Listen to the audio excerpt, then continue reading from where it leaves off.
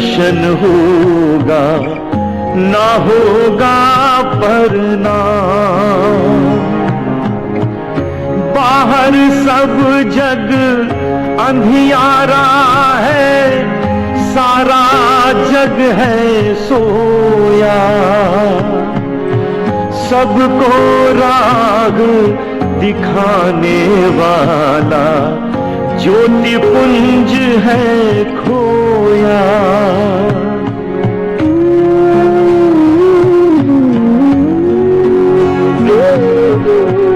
रात दिवस बीते चरणों में, अब तो सब है सपना।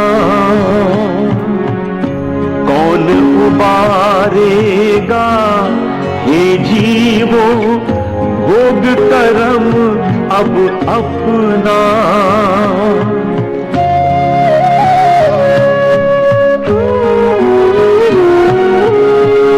रसना को ये अवसर देना, निस दिन नाम उचारे। गुरु चरणों के वंदन से फिर अपना जन्म संवारे।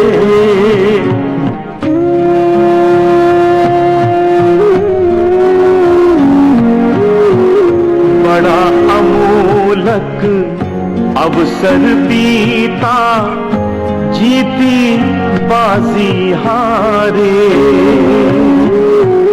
दीजे दिल में नजर न आवे, मोरे स्वामी प्यारे।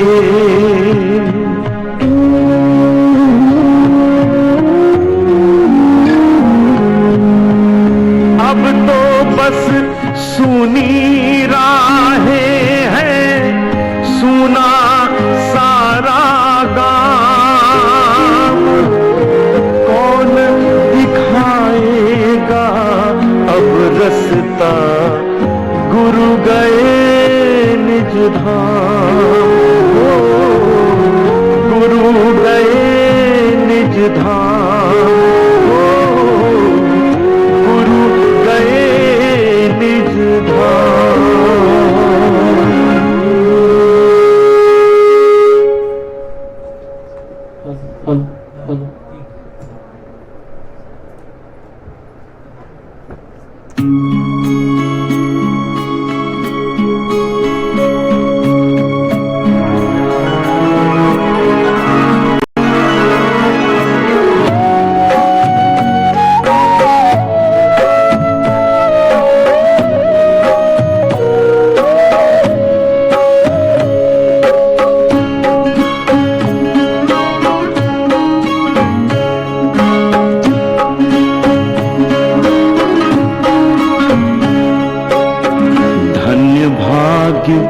हम सबका हमने, धन्य भाग्य हम सबका हमने, उस सतगुरु को पाया जिसने पावन नाम प्रभु का जय गुरुदेव जगाया। धन्य भाग्य हम सबका हमने उस सतगुरु को पाया। धन्य भाग्य हम सबका हमने।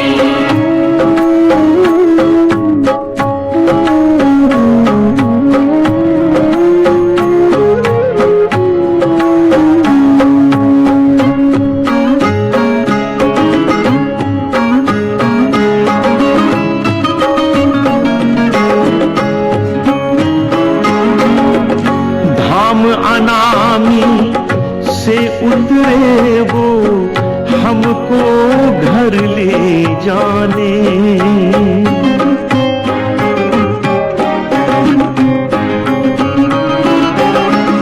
धाम अनामी से उतरे वो हमको घर ले जाने।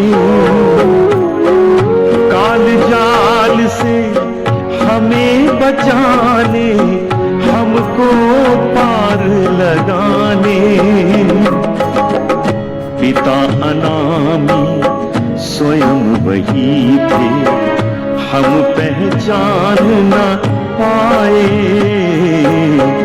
बड़ा अमूलक अवसर हमने यूं ही व्यर्थ गंवाया। धन्य भाग्य हम सबका हमने।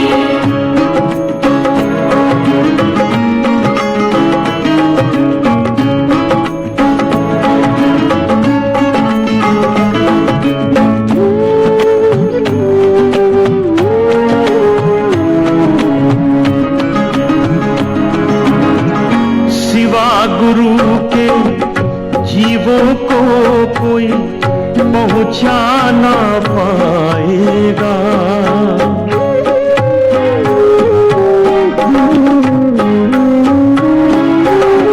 सिवा गुरु के जीवों को कोई पहुंचा ना पाएगा। ये जग नश्वर क्षण भंगुर है, एक दिन मिट जाएगा। अविनाशी है नाम प्रभु का, वो ही संग जाएगा। माया की छाया है ये आभास कराया।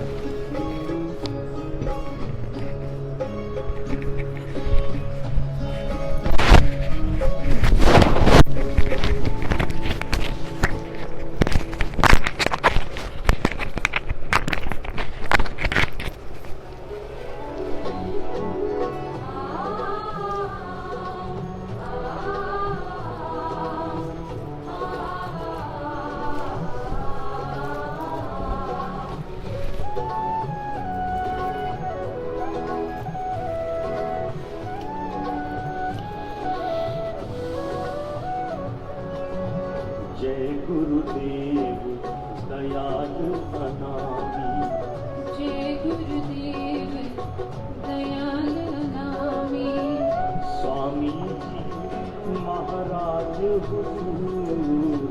स्वामी जी महाराज हुजूर। पिता कृपालु बड़े दयालु। पिता कृपालु बड़े दयालु। स्वामी जी महाराज हुजूर। स्वामी जी महाराज हुजूर। जय गुरुदेव। सर्वप्रथम सर्वशक्तिमान अनामी पुरुष परम पूज्य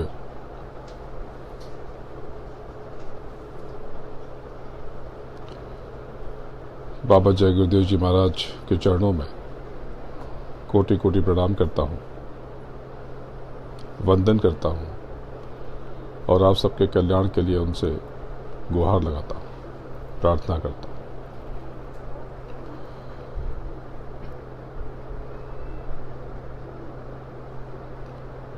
ऊपर के समस्त धनियों को नमन करता हूँ और नीचे सृष्टि को चलाने वाली समस्त शक्तियों को अभिवादन करता हूँ। आप सबको और आप सबके आज्ञा चक्र पर बैठी आपकी जीवात्मा को प्रणाम करता हूँ। पवित्र जीवात्माओं,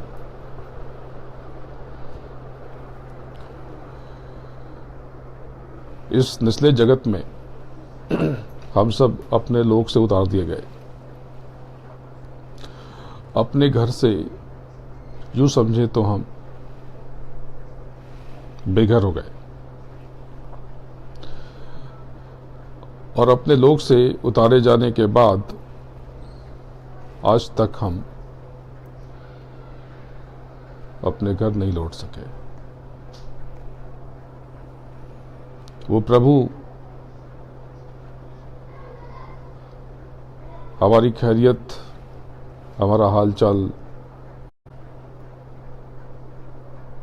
हमारी हालत पूछने के लिए सदैव हमारे आसपास किसी न किसी रूप में रहता है, लेकिन हम उस प्रभु की कृपा और दया महसूस नहीं कर पाते। हमें वो प्रभु दिखाई नहीं देता। हर कोई खोजता है कि प्रभु कहाँ है, परमात्मा कहाँ है, भगवान कहाँ है। कारण क्या है? कारण ये है कि मैं, जब तक आप रहोगे, आप केंद्र में रहोगे, तो प्रभु नजर कैसे आएगा? आप और प्रभु दोनों एक धागे के, एक रस्सी के दो सिरे हैं। वो विशाल आसमान जो अनंतों गुना बड़ा है, इस आंख पे यदि एक जर्रा आ जाए, एक धूल आ जाए, तो वो नजर नहीं आ सकता। ऐसे ही जब जब आप स्वयं को बीच में खड़ा कर दोगे, तब तक प्रभु आपको लुप्त नजर आएगा, विलुप्त नजर आएगा। जब जब आप स्वयं को गौड़ कर दोगे, छोटा कर दोगे, परे हटा दोगे, तब आप उस प्रभु की कृपा, मेहर, दया और मौज के साक्षी बन सकोगे। जब आप स्वयं के बारे में चिंतित होगे, आप अपनी चिंता भी बढ़ाओगे और प्रभु को भी आप महसूस न कर सकोगे। आप क्या समझते हो? आपको जो प्यास लगती है उसके लिए पानी का इंतजाम आपने किया। आपने पानी को इधर उधर ले जाने का इंतजाम किया होगा, लेकिन पानी को प्रकट करने का इंतजाम तो उस परमात्मा ने ही किया, उस प्रभु ने ही किया। आप क्या समझते हो कि आपको भूख लगती है तो आपने अपने लिए भोजन का इंतजाम किया। आपने भोजन, या तो आप भोजन के पास जाने का इंतजाम करते हो या भोजन के पास लाने का इंतजाम करते हो। आप भोजन को उत्पन्न नहीं कर सकते। हाँ, अपने स्वाद के अनुरूप, अपनी इंद्रियों के अनुरूप आप उसमें कुछ उठा पटक कर लेते हो, लेकिन जरूरी नहीं है कि जो आप स्वयं के लिए चुनते हो वो उचित ही है। उचित तो वो है जो परमात्मा आपके लिए चुनता है।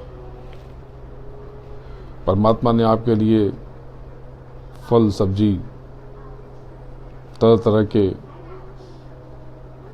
पदार्थ बनाए। आपने तो उसमें उसको पका करके उसके गुणों को नष्ट करने का ही काम किया। लेकिन चूंकि आपको उस तरह के पके भोजन की आदत पड़ गई, तो वो भी बुरी बात नहीं है। लेकिन ये मत समझना कि परमात्मा आपको देख नहीं रहा। परमात्मा क्षण क्षण आपकी संभाल कर रहा, वरना आपको मार्गदर्शन देने वाले लोग मिल कहाँ से जाते?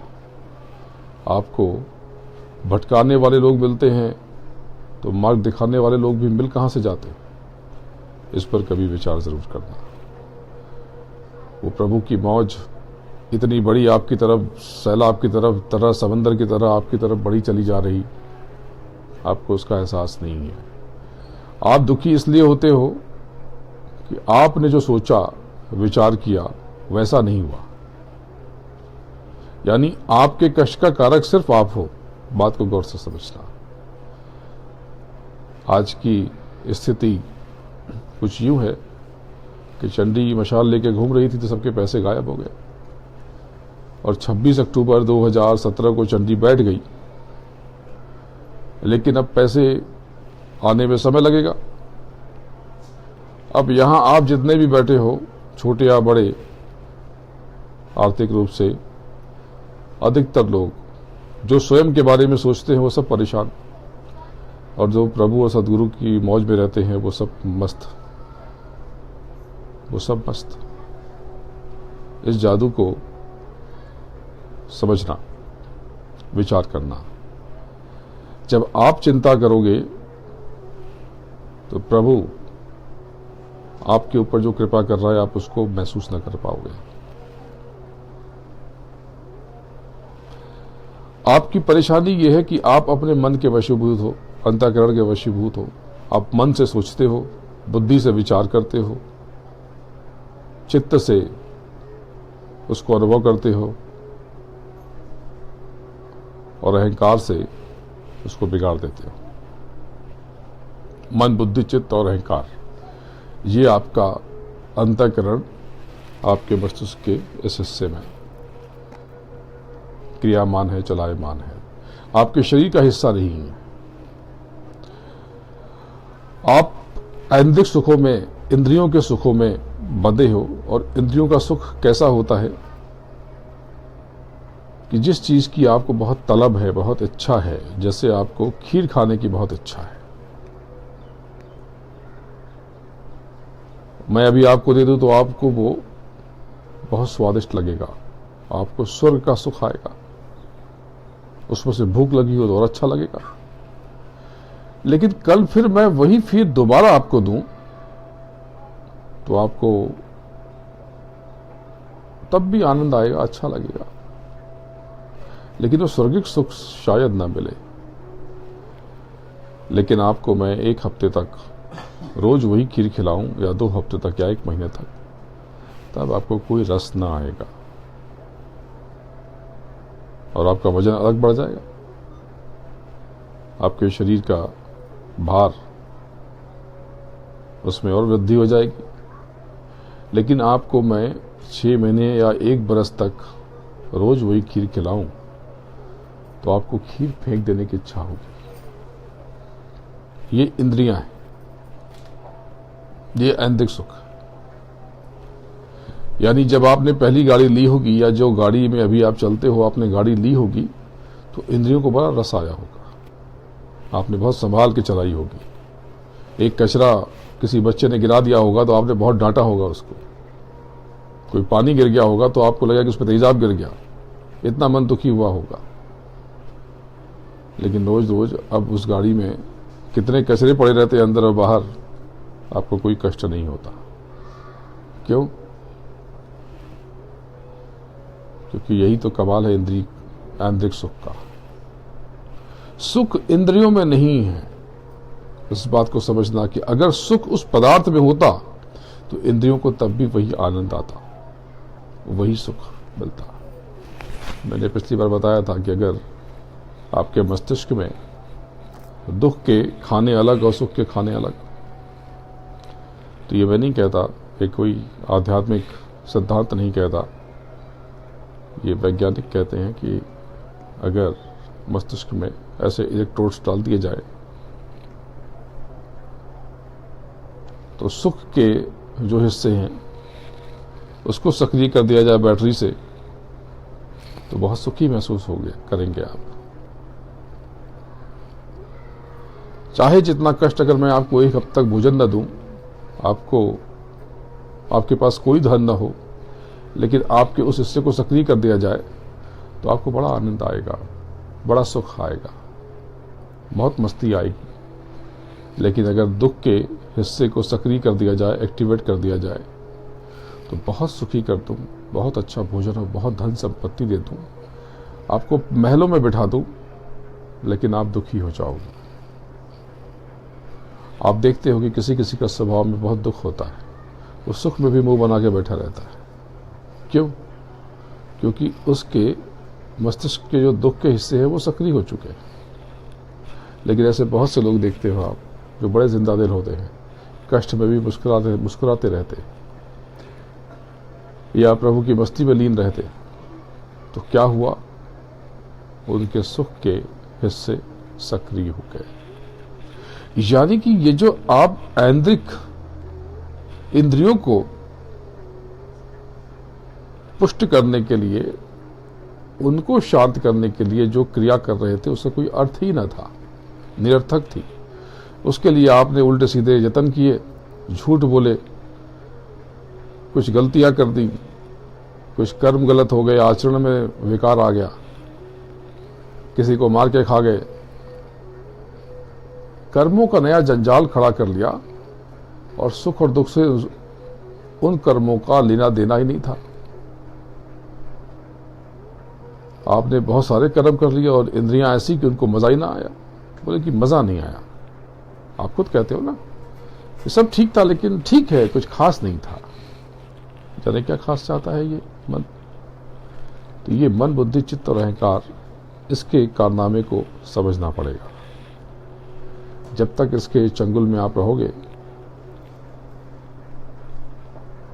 तब तक अगर आपको महसूस होता है कि आप दुखी हो तो आप सुख को महसूस ही ना कर सकोगे। आपको जिस बात से दुख है, मैं वो जब दूर भी कर देता हूं तब भी आपका दुख खड़ा होता है, कोई नया दुख चला आता है। वो दुख भी दूर कर दिया जाए तो तीसरा दुख खड़ा हो जाता है, चौथा दुख खड़ा हो जाता है, 10वां दुख खड़ा हो जाता है। आप मुझे बताओ कि ऐसी कोई समस्या है जो पिछले 20 वर्षों से लगातार आपके जीवन में है, लेकिन आप तो दुखी बार बार महसूस करते रहे स्वयं को। आप सुखी कब हुए? कभी कोई पल, कोई बस्ती, कोई कुछ मित्रों का मिलन हो गया या कुछ परिजनों का कोई मिलने जुलने का कार्यक्रम हो गया, किसी बात पे हंसी आ गई, किसी ने कुछ सुना दिया और बहुत आनंद आया क्षण के लिए, वो अलग बात है। लेकिन आप में से ज्यादातर लोग, आप बताओ कि क्या आप 20 बरस से या 10 बरस से एक ही दुख से दुखी हो? नहीं, दुख बदलते चले गए, दुख के कारण परिवर्तित होते चले गए। यानी कि दुख, दरअसल जिसे आप दुख समझ रहे हो, दुख है ही नहीं। उसकी अनुभूति तो हमारे भीतर से कहीं प्रकट हो रही है, हमारे अंदर से कहीं उतर रही है।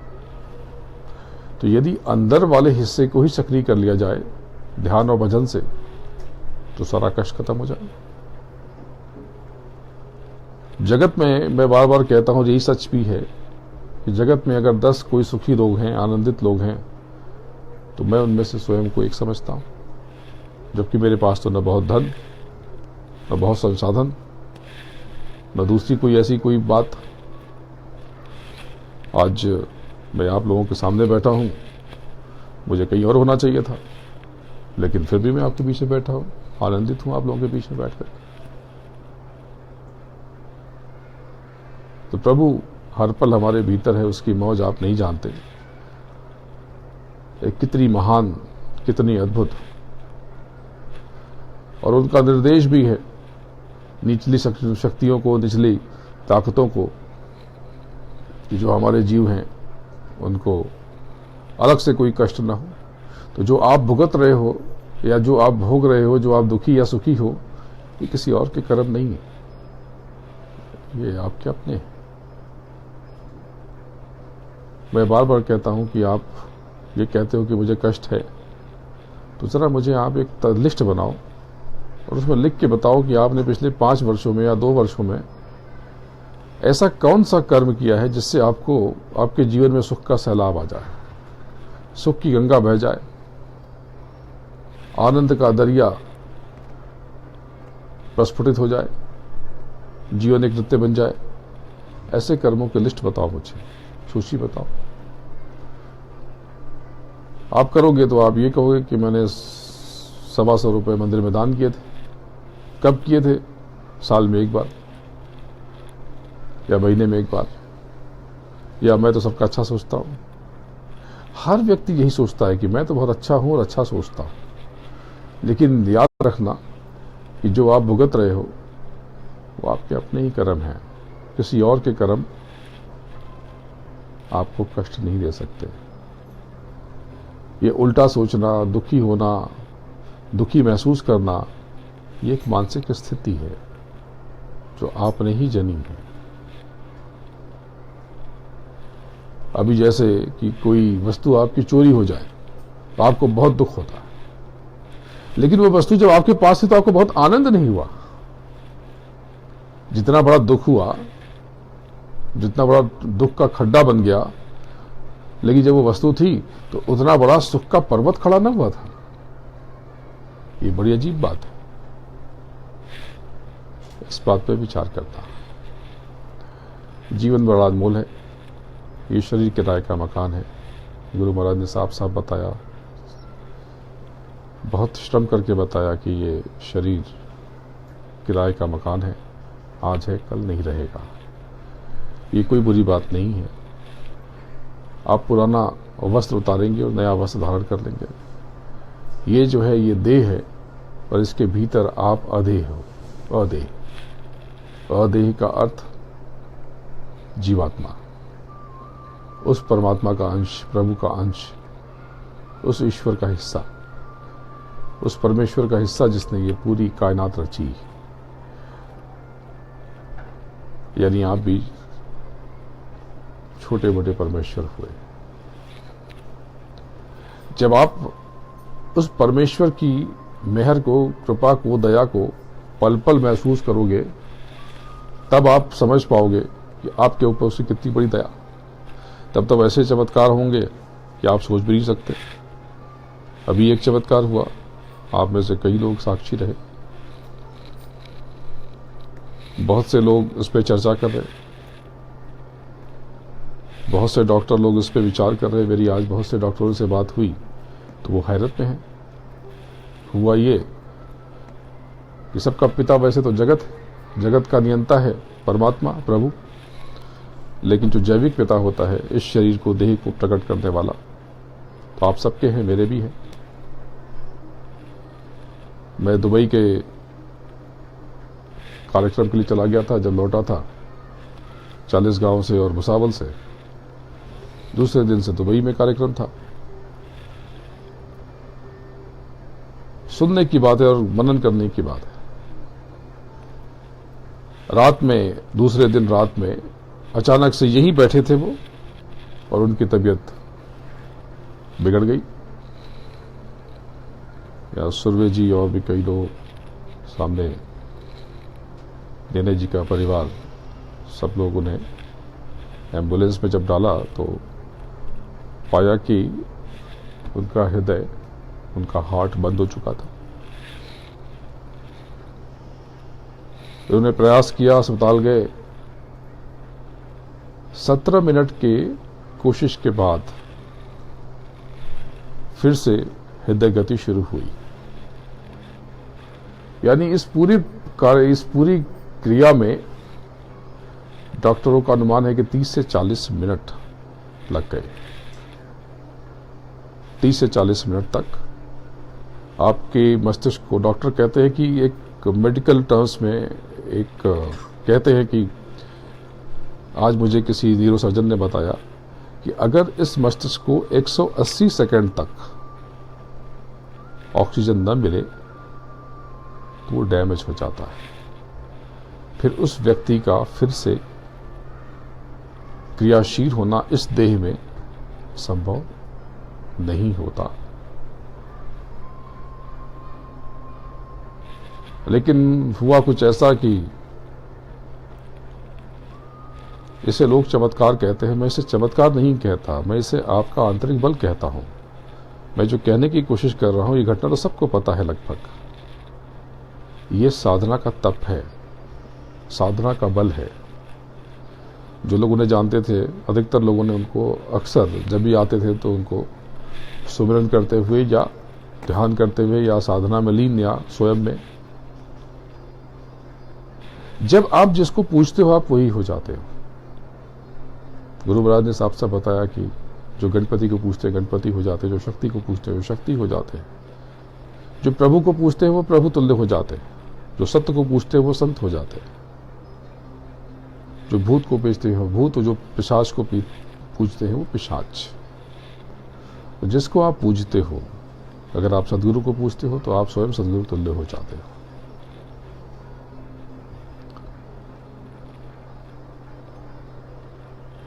ध्यान और भजन ये ऐसी क्रिया है, इसको मामूली मत समझना। यही एक पद्धति है जो आपको इंटरनल और एक्सटर्नल यानी आंतरिक और बाहरी तौर से अद्भुत बनाने की क्षमता रखती है। अभी अच्छी बात यह है कि वो होश में भी आ गए, वेंटिलेटर पे थे, पेसमेकर पे थे, टेम्पररी पेसमेकर पे थे, वो सब हट गया, बात कर रहे। कल उन्होंने मुझसे कहा कि तुम मुझे नीचे क्यों खींच लाए, मैं तो कितने मजे में था। तो मैंने कहा कि आप मुझे अभी यहां पर आपकी जरूरत बहुत है, इस जगत को अभी आपकी जरूरत पूरी नहीं हुई।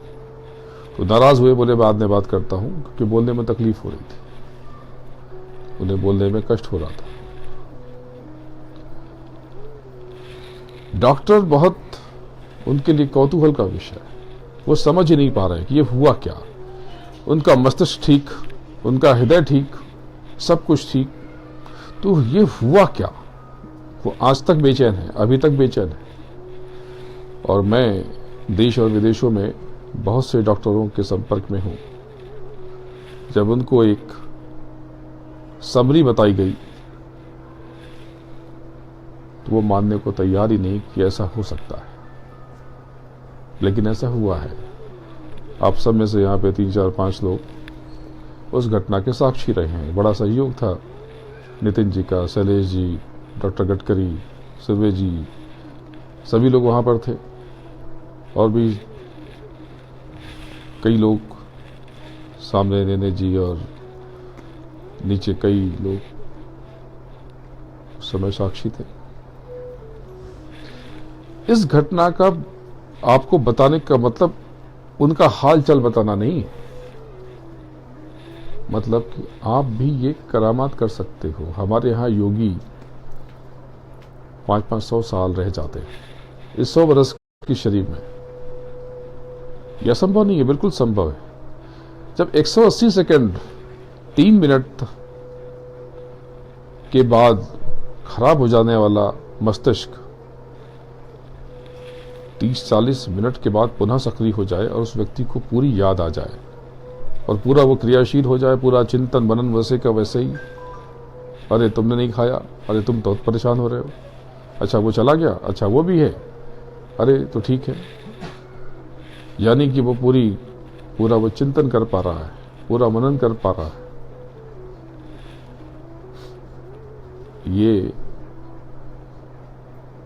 ये बताती है ये घटना कि प्रभु सदैव पल पल हर किसी के साथ है, वो देख रहा है। उन्होंने एक और घटना का जिक्र किया आज सुबह मुझसे कि वो सब आए, हाथ जोड़े खड़े थे। ऐसे नहीं होते जैसे लोग बताते, अलग तरह के होते हैं। उन्होंने कहा था आप चलेंगे, बोले मैंने मना कर दिया कि अभी नहीं। पूरी बात समझ में नहीं आई। बिल्कुल वो जो कहना चाहते हैं उसका मैं जो आशय निकालता हूं कि जो नियमित रूप से साधन भजन करता है, इस जगत का ईश्वर भी उसका कुछ बाल बांका नहीं कर पाता। ये नियम, कर्मों के नियम भी ये गौड़ हो जाते हैं, शुद्ध हो जाते हैं, मिट जाते हैं। ये आप भी कर सकते हैं, आप सब कर सकते हैं। तब यमदूतों को भी आपसे अनुमति लेनी पड़ती है। तो किसी भी भाषा में कहें, वो ऐसे ही कहते होंगे, सर चलना चाहेंगे, महोदय चलें क्या? तब वो नोचते नहीं। हालांकि जब वो खड़े हो जाते हैं तो हैरानी होती है, तो आप मूर्छित हो सकते हैं। लेकिन जब नियमित रूप से उसकी और भी क्रियाएं हैं, अगर आप मूर्छित होने से इनकार कर दें तो कई बार आप उनका सम्मान करने के लिए मूर्छित हो जाते हैं। लेकिन जो जाग जाता है,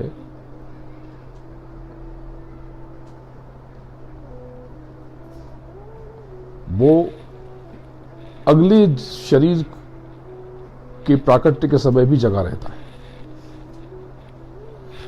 अधिकतर लोग मृत्यु के समय मूर्छित हो जाते हैं, बेहोश हो जाते हैं और बेहोशी में ही पैदा होते हैं। आप सब में से किसी को भी अपने जन्म का होश है क्या? ना, नहीं होगा। आपको नहीं पता कि आपका जन्म के समय क्या स्थिति थी। आपकी जो भी प्रथम स्मरण, फर्स्ट मेमोरी जो है वो 3-4 साल 5 साल के आसपास की है। पहले दिन, दूसरे दिन, पहले महीने, दूसरे महीने, कोई याददाश्त आपको नहीं है। और ना पिछली, जीवन तो था पहले भी और जीवन होगा आगे भी, बिल्कुल होगा। यदि आप नियमित रूप से जो आपको क्रिया बताई गई है आपको पता नहीं है, आपको कद्र उसकी इसलिए नहीं है कि आपको ये मुफ्त में मिला है। अगर बहुत से किसी योगाचार्यों की तरह आपको यहाँ पे 1-1 लाख रुपए देने पड़ते तब आप रेगुलर करते। दिक्कत यह है कि आपने कुछ खर्च नहीं किया, चुकाया नहीं। विदेशों में, यूरोपियन कंट्रीज में लोग मुझे कहते हैं कि आप यहाँ सेंटर शुरू कर दीजिए। एक केवल साधारण से योगाभ्यास के लिए लोग 5-5 हज़ार यूरो पे कर देते हैं और बड़े लगन से करते हैं। लगन से करते इसीलिए कि उसके लिए वो चुकाते हैं।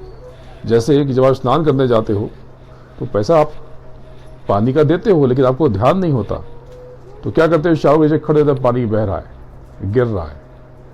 लेकिन जब आप बोतल 20 रुपए या 50 रुपए दे करके एक बोतल पानी खरीदते हो तो एक एक बूंद हिला हिला करके उसको पीते हो, थोड़ा मिला जाता उठा लाते हो। क्यों? क्योंकि उसके लिए आपने प्रत्यक्ष चुकाया है।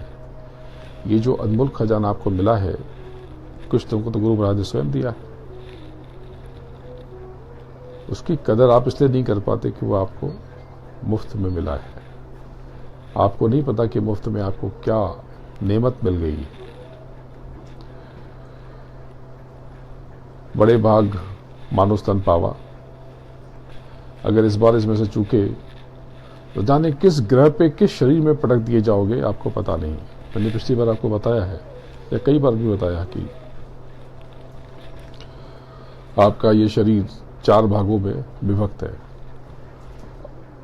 पिंडज, अंडज, उत्मज और स्थावर। और 84 लाख तरह की जेल, 30 लाख स्थावर, 27 लाख उत्मज और 14 लाख और 9 लाख थल और जल के अंडज और 4 लाख पिंडज। ये मत समझ लेना कि सबको ब्रह्मा ने बनाया। जब आप यही पढ़ते हो कि सब ब्रह्मा ने सृष्टि रची, कहानियां हैं सब। ब्रह्मा कहानी नहीं है। ब्रह्मा ने सब सृष्टि, पूरी सृष्टि ब्रह्मा ने रची, ये कहानी है। पर ये जो सृष्टि है, ये धरती, ये चांद तारे, ये ब्रह्मा ने रचे नहीं, ये सत्य ने रचे, सार ने रचे। निचली किसी शक्ति और नीचे के किसी धनी ने, किसी ऊर्जा ने नहीं रचे। यहां तक कि इसका एक एक रेत का कण उस परम ऊर्जा ने, महा ऊर्जा ने रचा। एक एक कण, एक एक मसाले, गुरु महाराज ने साफ साफ बताया कि सारे मसाले उस सत्य ने रचे। उस सत्य की जो साउंड वेव है, शब्द, नाद कह लो, महाध्वनि कह लो, आसमानी आवाज कह लो, शब्द कह लो, वर्ड कह लो, अलग अलग धर्मों में अलग अलग तरह की के उद्बोधन, संबोधन, अलग अलग नाम। तो ब्रह्मा ने सृष्टि रची नहीं। ब्रह्मा ने समस्त जीवों को नहीं रचा।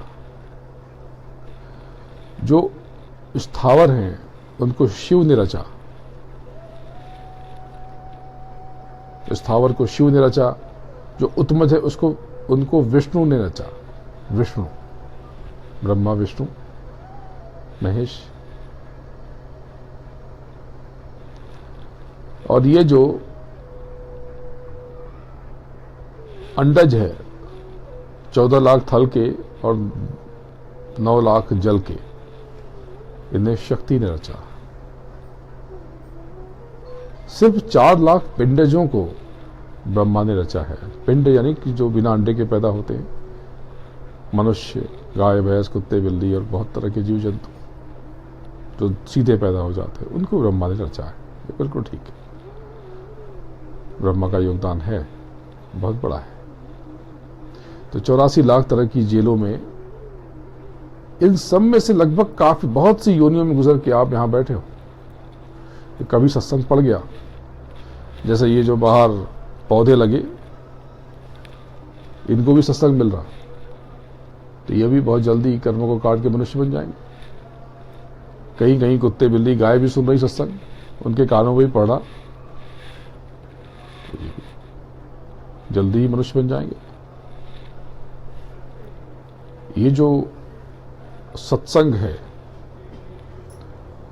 ये उस महाशब्दों को, ध्वनि को, धुन को, नाद को, उसकी दया लेने का एक माध्यम है। सत्संग में जब आप आते हो तो बहुत सी गूढ़ बातें आपको समझ में नहीं आती, या सुन नहीं पाती, या नींद भी आ जाती है कई बार,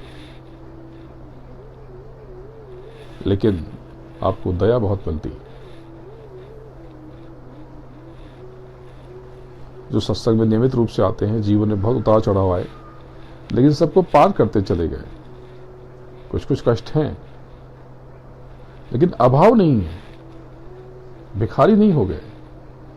बहुत कर्ज भी हो गया तो रास्ता निकल आता। तनाव बहुत है, क्योंकि वक्त ही तनाव वाला है।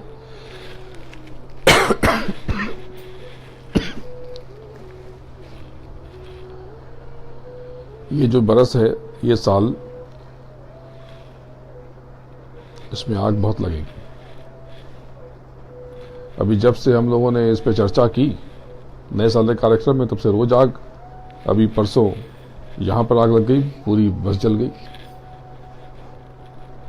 MMT की बस, पूरी बस भरी हुई बस थी, लोग निकल के भागे और जल के खाक हो गई। ये मैं क्यों कह रहा हूं? इसलिए नहीं कि आप डर जाओ, इसलिए कि आप सुरक्षा करो। अपनी गाड़ी का रेडिएटर चेक कर लो, पानी वानी, उसका कूलिंग, हीटिंग सब देख के चलो। जब घर से निकलते हो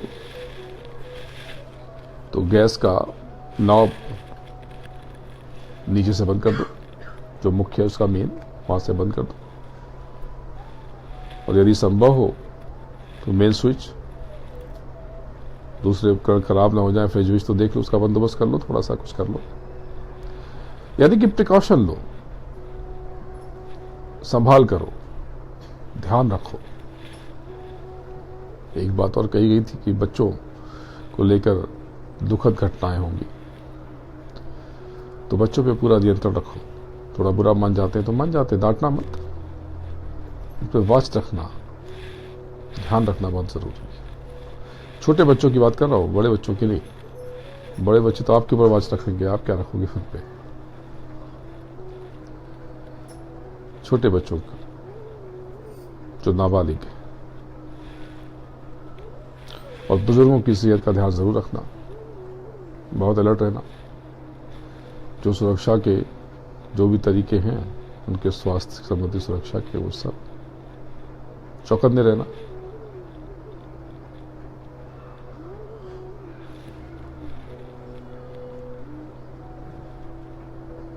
अगर इन सब चीजों से, इन सब का पालन करके आप आगे बढ़ोगे तो आपको कोई कष्ट नहीं होगा। जब मैं कहता हूं कि आग लगेगी, बच्चों को और बुजुर्गों को लेकर बुरी घटनाएं आएंगी, घटनाएं सामने आएंगी, तब यह भी कहता हूं कि आप लोगों को कुछ नहीं होगा, आप सब तो सुरक्षित हो। तलवार की मार आपको सुई की तरह, सुई से भी कम।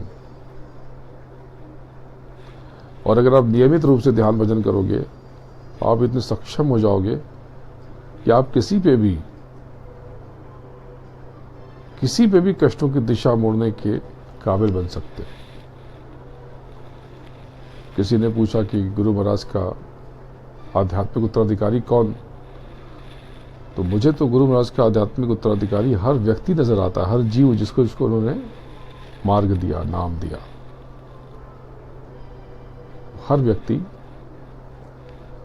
हर व्यक्ति उत्तराधिकारी है, तभी तो वो नाम का पात्र बना, न तो ना बनता। हर व्यक्ति के अंदर उस प्रभु का अंश, उस अनामी का अंश, उस परम चेतना का अंश अगर आपको भी बोध हो जाए तो आप भी वही हो जाओ। तो विधि दो ही है, 3, ध्यान, भजन और सुमिरन। सुमिरन तो जिनको नाम मिला है वो नाम, नहीं तो जय गुरुदेव नाम उनके लिए। जय गुरुदेव बहुत बड़ा मंत्र है ये तो।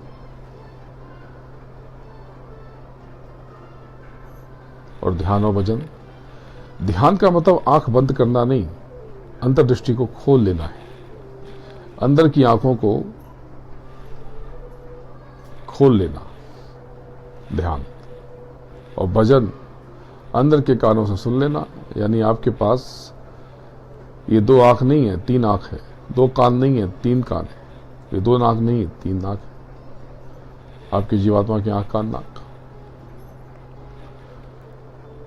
तो ध्यान का मतलब अंदर की आंखों को खोल लेना। जब आप नियमित रूप से ध्यान भजन करोगे तो शनय शनय, आहिस्ता आहिस्ता आपके सारे कष्ट जल के धुआं बन जाएंगे, खाक हो जाएंगे। आंतरिक रूप से आप बहुत सशक्त बन जाओगे, ताकतवर बन जाओगे। तो ध्यान का अभ्यास करते हैं। कैसे करना है? ये बाहरी आंखों को विराम देना है, बंद कर लेना, और घर में करना तो ऊपर कुछ कपड़ा डाल देना।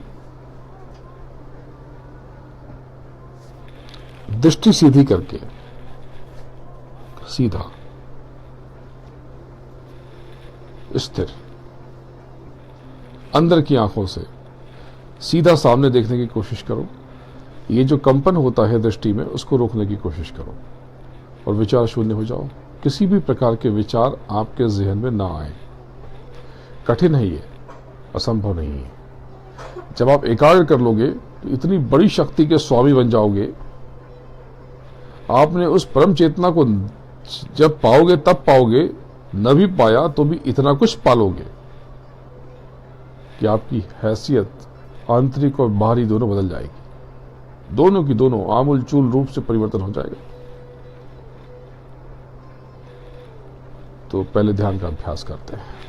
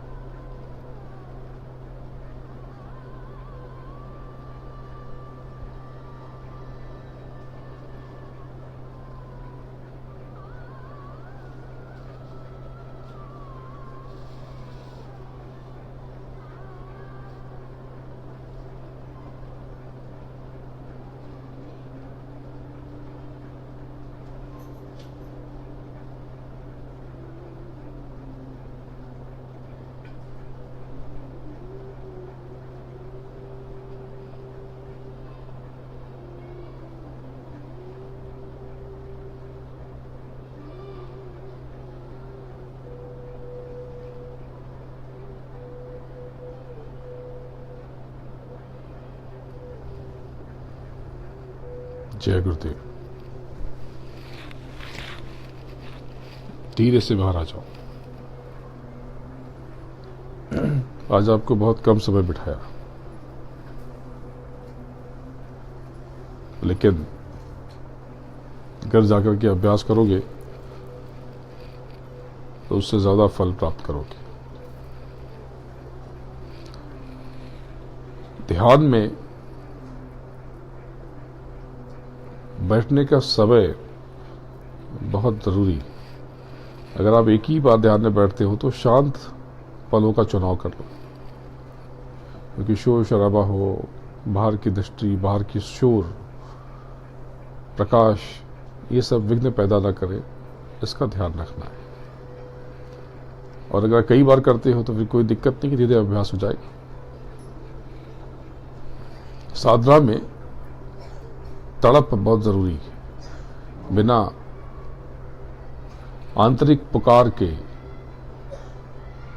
गुहार के, निवेदन के, सदगुरु से और प्रभु से निरंतर निवेदन, प्रार्थना आपको आत्मिक रूप से भी विशाल बनाएगी और आंतरिक और बाहरी रूप से भी विराट बनाएगी।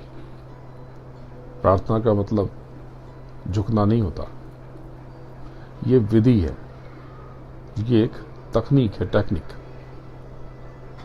जो आपको सक्षम बनाती है, पात्रता प्रदान करती है। संस्कृत में कहते हैं कि विद्यार्थी विनयम विनयाद यादि पात्रता, यानी कि एजुकेशन से मॉडेस्टी, हम्बलनेस, विनय, विनम्रता आती है, और विनम्रता से पात्रता, कैपेसिटी बढ़ती है। तो यही नियम बाहरी और आंतरिक और आत्मिक तीनों स्तर पर लागू है। जब आप बाहरी दुनिया में कर्म करते हो तब आप भी रफ नहीं हो सकते। आप कुछ भी हो, आप मिट जाओगे। आप बहुत घमंडी हो जाओगे, घमंड दिखने लगेगा, गुरूर दिखने लगेगा, आप बहुत दूर तक सरवाइव नहीं कर पाओगे। जितने आप विनम्र रहोगे उतनी लंबी रेस के घोड़े हो, उतने धीरे चलोगे। जब तूफान आता है तो ये बड़े बड़े झाड़ जो अखड़ के खड़े होते हैं गिर जाते हैं, और जो लचीली बेल होती हैं वो टिकी रहती हैं, या घास वास होती है जो बहुत तुच्छ समझ के बैठी रहती है, ये नीचे बैठी रहती है आराम से, कुछ नहीं होता इनको। जब प्रार्थना करते हो तो आप सिर्फ साधना में नहीं, जीवन के हर कदम पे जब आप विनम्र रहते हो, हम्बल रहते हो, तो कामयाबी के पात्र बन जाते हो। और मीठा बोलो, बहुत मीठा। नाटक करने की जरूरत नहीं है, आचरण में आ जाए धीरे धीरे। जो कहे सुन लो उसे। सामने वाला चीख पुकार मचा रहा है, चिल्लम चिल्ली कर रहा है, तो दो बातें हैं कि या तो उसकी जो शिकायत है वो जायज है या नाजायज है। अगर जायज है तब ठीक है, वो जो कह रहा है सुन लेते, गलती है अपनी। और नहीं है तो हमारे ऊपर ये लागू ही नहीं हो रहा। वो जो भी चिल्ला रहा रखे अपने पास, हमसे क्या मतलब। जो कह रहा है वो सही नहीं है। अब कहते हैं उसको एहसास कैसे होगा, ना हो एहसास, आपकी ठेकेदारी थोड़ी है। परमात्मा ने आपको पुलिसिंग की जिम्मेदारी नहीं दी है। ध्यान के बाद भजन करते हैं। भजन यानी भजन श्रवण, सुनना अंदर की आंख से, चुन चुन कर, छांट छांट कर, सिलेक्टेड, सब नहीं, एक एक शब्दों को, जो अंदर बहुत बड़ा जाल, बहुत बड़ा शोर, बहुत सारी आवाजें अंदर है, तो एक समय में एक स्वर को पकड़ लो। और स्वर कौन से, तो अंदर आपको निर्देश मिल जाते हैं। इशारे इशारे में आपको सब निर्देश मिल जाते हैं कौन से स्वर पकड़ने। तो आप वो बिखरे हैं, एक एक उसमें सुनो कि ये कौन सी आवाज है, ये जो ऑर्केस्ट्रा है, ये जो गुंजन है, ये जो सन्नाटे की आवाज है, इसमें कौन कौन सी आवाजें हैं। और वो धार पकड़ के धीरे धीरे धीरे धीरे धीरे धीरे आपको ऊपर चढ़ते चले जाना है। तो भजन में बाहरी कानों को विराम देकर ऊंचा ध्यान करके सुनना है भजन। जहां पे भी पद्धति वही है, तकनीक वही है कि विचार शुद्ध रहना है, सिर्फ शब्दों को ही सुनना है, जो अंदर के शब्द हैं जिसको नहीं उतर रहे उसको सुनने की कोशिश करनी है, इंतजार करना है, और अंदर के दोनों हाथ फैला करके उस महाशब्द का स्वागत करना है, वेलकम करना है, इस्तकबाल करना है कि आप आए, आपका इंतजार है। किसी किसी को हो सकता है बहुत समय तक सुनाई ना पड़े, कोई चिंता की बात नहीं, उसके खाते में ये एफर्ट, ये कर्म, ये श्रम दर्ज हो गया, जमा हो गया। तो ऊंचा ध्यान देकर के सहस्रार से, ये देखा आपने सीधा यहां से, लेकिन अब यहां से ऊंचा ध्यान देकर के आपको सुनना है।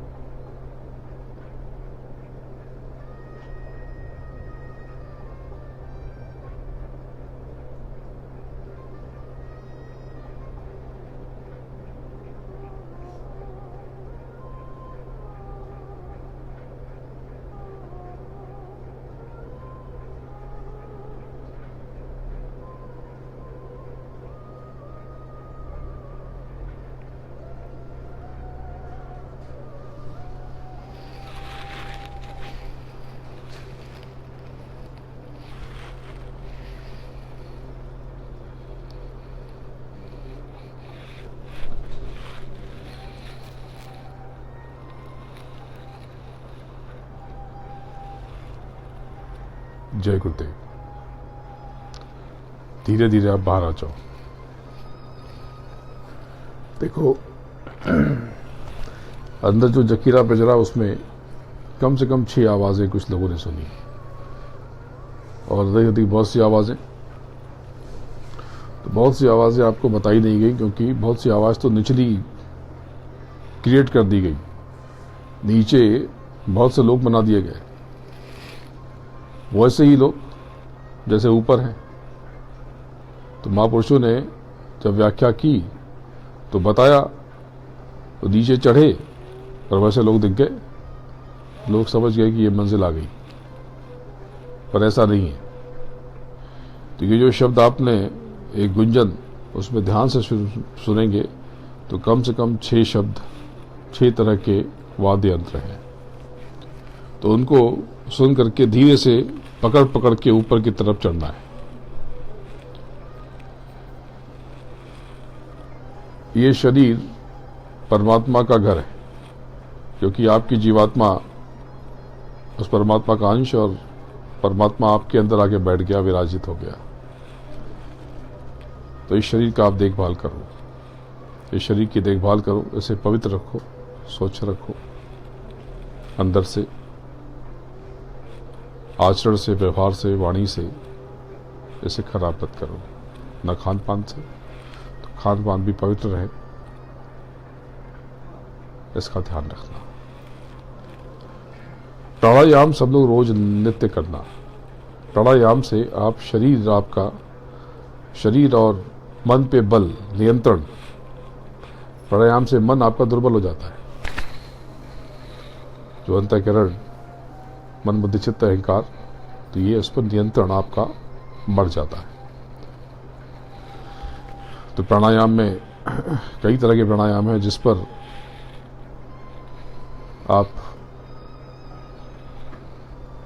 आपका मन आ जाए तो कुछ प्राणायाम जरूर कर लेना।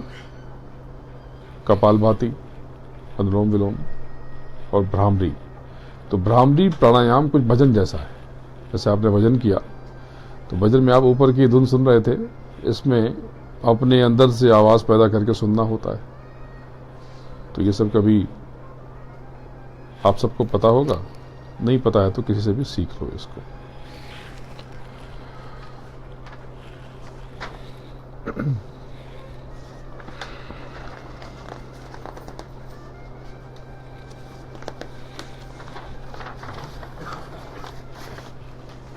मेरे प्यारे गुरु दातार,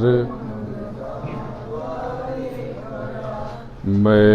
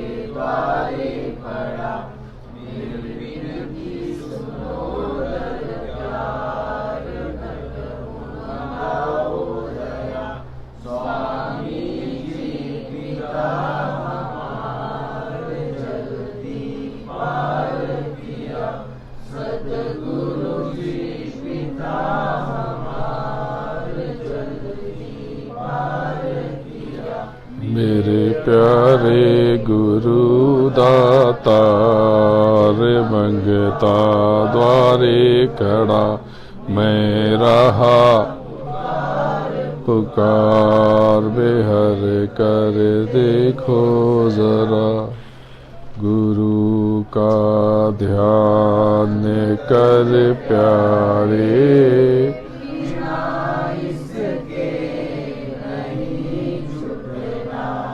नाम के रंग में रंग जा,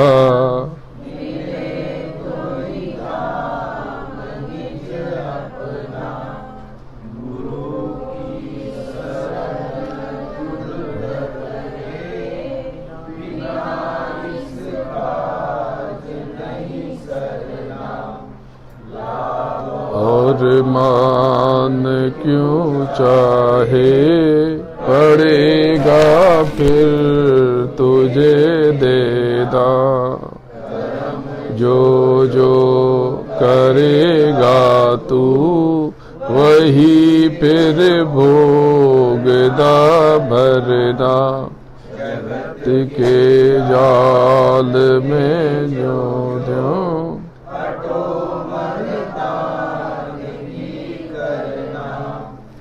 जिन्होंने मार बन डाला, उन्हीं को सूरमा कहना,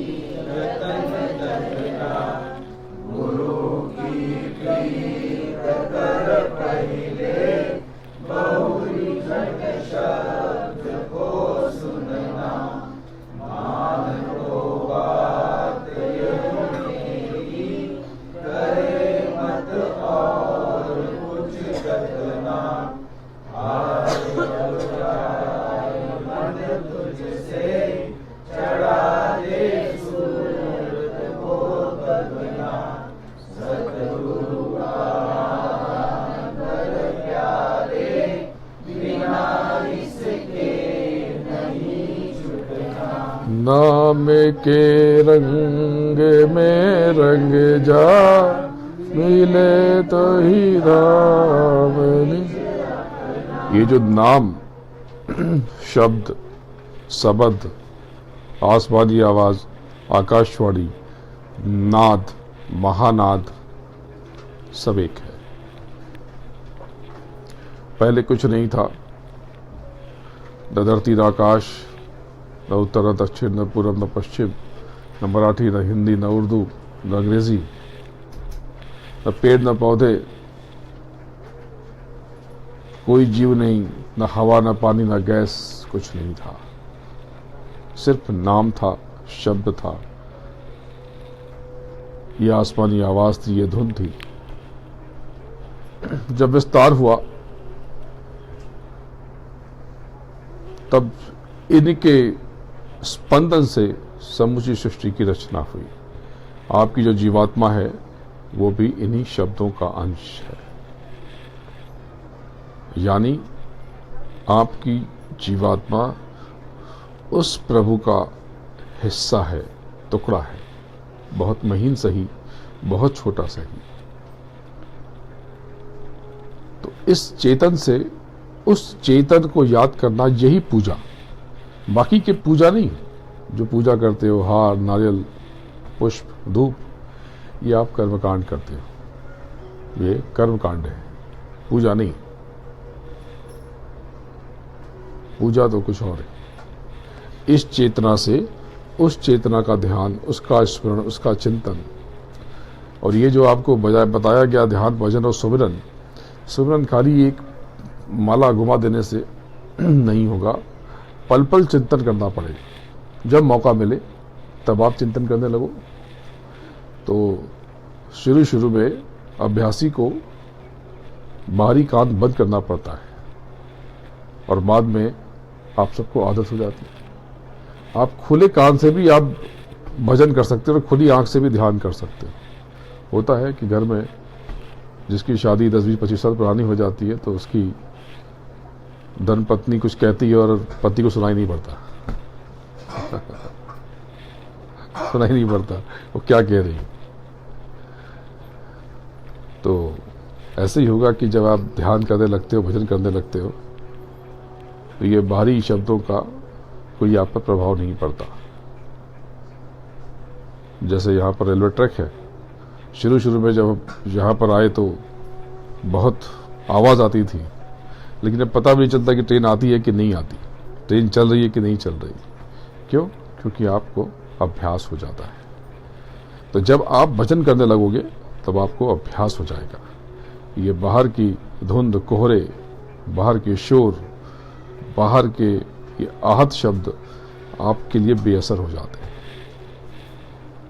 तो देखो, आप यहाँ से आज खाली हाथ नहीं जाओगे। आज का सत्संग जरा सा छोटा, थोड़ा आपके सत्संग में से आधा पौधा घंटा मैं चुरा रहा हूँ, क्योंकि जो दूसरा कर्तव्य है उसका भी पालन करना है। तो ये सत्संग खत्म होने के बाद भी 10-15 मिनट आपके साथ बीत जाते हैं। तो आज का सत्संग थोड़ा सा छोटा। आप यहां से खाली हाथ नहीं जाओगे। विशेष कृपा, आप सब आंख बंद कर लो, दोनों हाथ फैला लो, जैसे कुछ मांगना हो, याचना करनी हो उस प्रभु से, सदगुरु से। और आपके जीवन के जो कष्ट हो, आप ये मत कहना कि बहुत कष्ट है, आप कहना कि जो भी कष्ट है सब मैं ही छोड़ रहा हूं, सारा बोझ मैंने पटक दिया है, आज उतार के फेंक दिया है। अब मैं यहाँ से बहुत हल्का होके जा रहा हूँ, मुझे पता है कि मेरे कष्ट दूर हो जाएंगे, आज से ही मिटना शुरू हो जाएंगे। हे प्रभु, हे सदगुरु, हे परमात्मा, मेरे सारे दुख आज से मिटने लगेंगे शनय शनय। सकारात्मक भाव में अपनी गुहार लगाओ, अपनी अर्जी लगाओ मन में, अपने अंतर मन में, अपने भीतर, उससे प्रार्थना करो।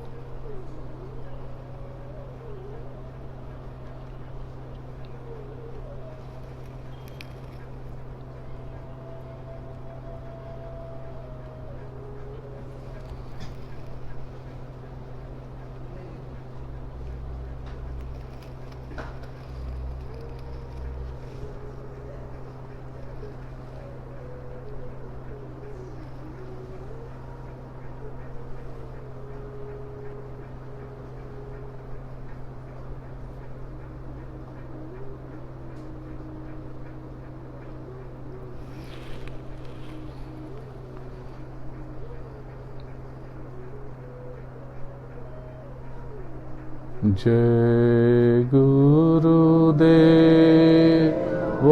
जय गुरुदेव जय गुरुदेव जय जय गुरुदेव जय गुरुदेव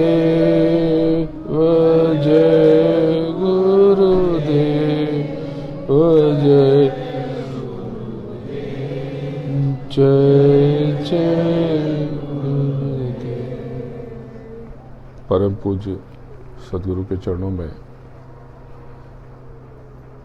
प्रार्थना करता हूँ, नमन करता हूँ, आपके कष्ट खत्म हो जाए, कम हो जाए, उनसे निवेदन करता हूँ। इसके ऊपर की शक्ति को धन्यवाद देता हूँ और उनसे भी प्रार्थना करता हूँ कि आपके जो कर्मजनित फल हैं, जो आपके खाते हैं, इसके भोग में थोड़ा आपको राहत दे और अपने से परे जाने की इजाज़त दे, जिससे आप अपने घर वापस लौट सकें, अपने धाम जा सकें। ऊपर के धनियों को प्रणाम करता हूँ, उनसे भी निवेदन करता हूँ कि वो आपको अपने से आगे निकलने का मार्ग प्रदान करें और आप सबको और आपकी जीवात्मा जो आपके आज्ञा चक्र पर विद्यमान है, प्रणाम करता हूं। जय गुरुदेव।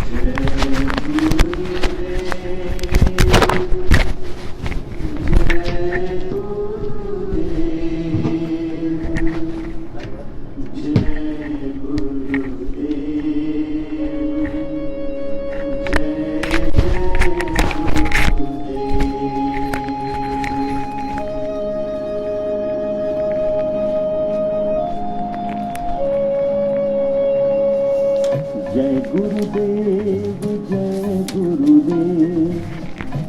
गुरुदेव जय जय गुरुदेव जय गुरुदेव जय गुरुदेव जय गुरुदेव जय गुरुदेव जय गुरुदेव जय गुरुदेव जय जय गुरुदेव जय गुरुदेव जय गुरुदेव जय गुरुदेव जय जय गुरुदेव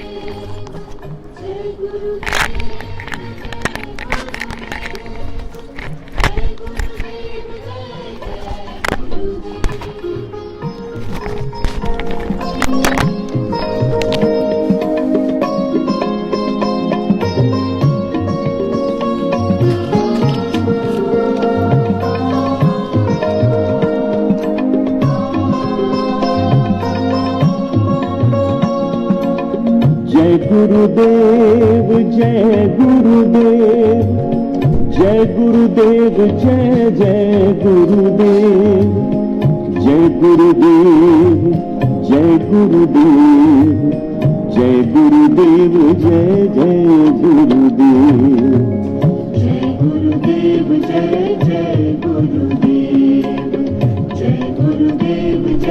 जय गुरुदेव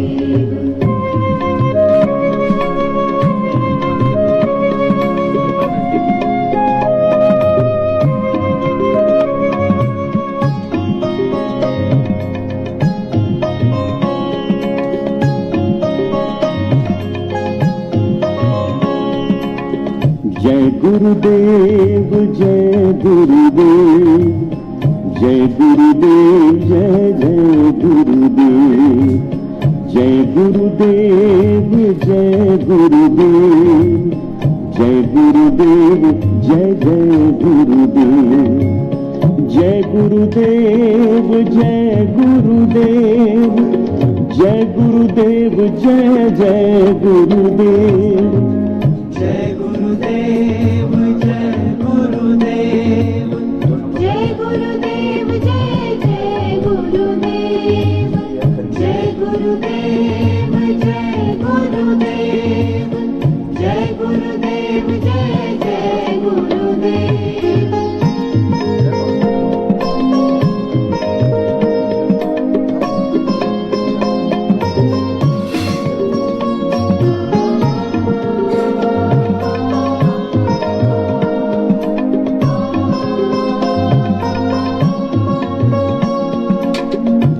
गुरुदेव जय गुरुदेव, जय गुरुदेव जय जय गुरुदेव, जय गुरुदेव जय गुरुदेव, जय गुरुदेव जय जय गुरुदेव, जय गुरुदेव जय जय गुरुदेव, जय गुरुदेव जय जय गुरुदेव।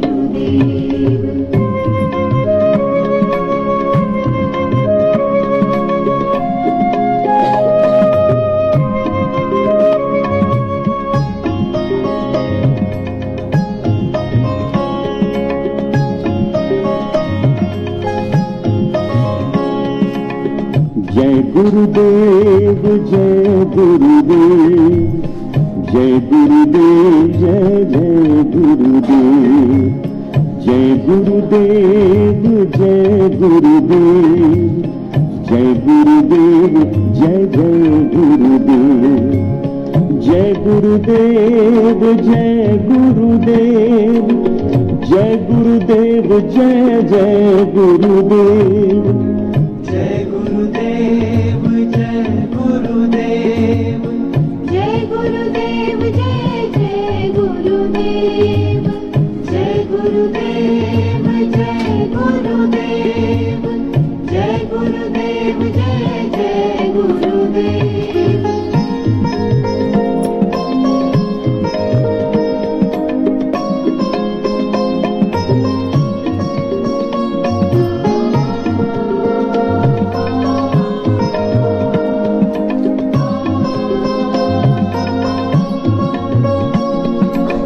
जय गुरुदेव जय गुरुदेव, जय गुरुदेव जय जय गुरुदेव, जय गुरुदेव जय गुरुदेव, जय गुरुदेव जय जय गुरुदेव, जय गुरुदेव जय जय गुरुदेव, जय गुरुदेव जय जय गुरुदेव।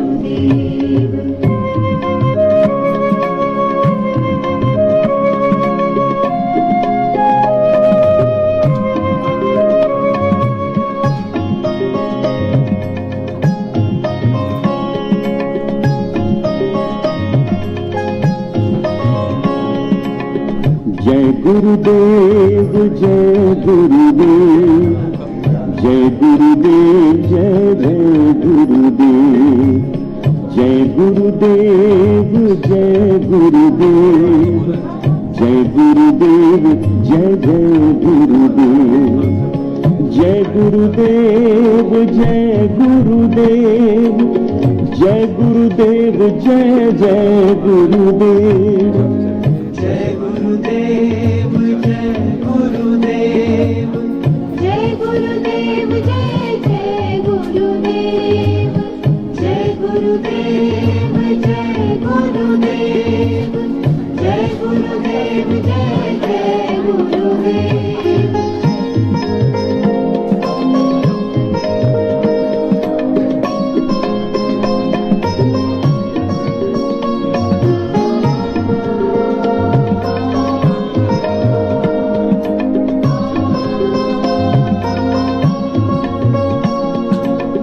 जय गुरुदेव जय गुरुदेव, जय गुरुदेव जय जय गुरुदेव, जय गुरुदेव जय गुरुदेव,